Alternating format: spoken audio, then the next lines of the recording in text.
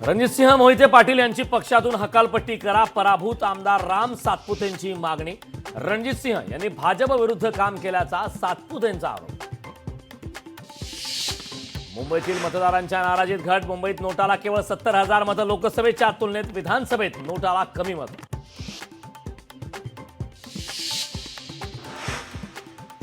शरद पवार कराड दौऱ्यावर, उद्या यशवंतराव चव्हाणांच्या स्मृतीस्थळी जात करणार अभिवादन। निकालावर शरद पवार काय देणार, काय उत्तर देणार, याकडे सर्वांचं लक्ष।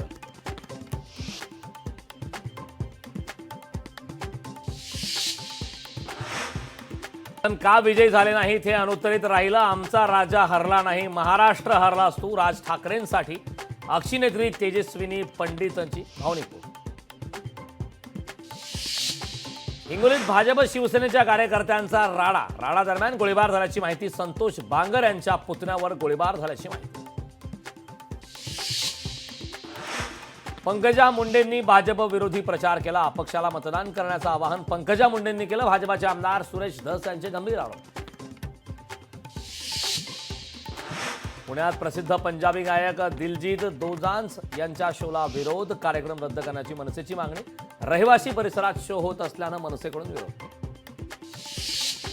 बेलापूर मतदारसंघाच्या निकालाविरोधात कोर्टात दाद मागणार, निकालात स्पष्टता नाही, संदीप नाईकांचं वक्तव्य। पुण्यात भाजपची ताकद वाढली, 8 पैकी 6 जागांवर भाजपचे आमदार विजयी।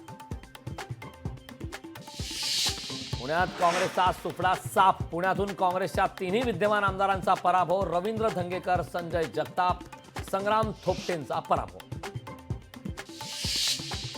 विधानसभा निवडणुकीत मनसेचा दारुण पराभव, मनसेच्या सर्व 125 उमेदवारांचा पराभव। येत्या काळात अस्तित्व टिकून ठेवण्याचं आव्हान। पैठण मतदारसंघात शिवसेनेचे उमेदवार विलास भुमरेंचा विजय, 29,192 मताधिक्य मिळवत भुमरे यांचा विजय। शिवसैनिकांनी आतिषबाजी करत केला जल्लोष। पाकिस्तान हिंसाचारात 37 जणांचा बळी, सांप्रदायिक हिंसाचारात किमान 37 जण ठार तर 30 पेक्षा अधिक जखमी।